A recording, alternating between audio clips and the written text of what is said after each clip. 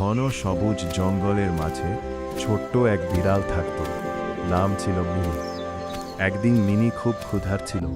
খাবার খুঁজতে খুঁজতে সে দেখতে পেল একটা ছোট ইঁদুর গাছের নিচে কাছে। ইঁদুর বলল, আমার বন্ধু পাখিটা ঝড়ে বাসা থেকে পড়ে গেছে।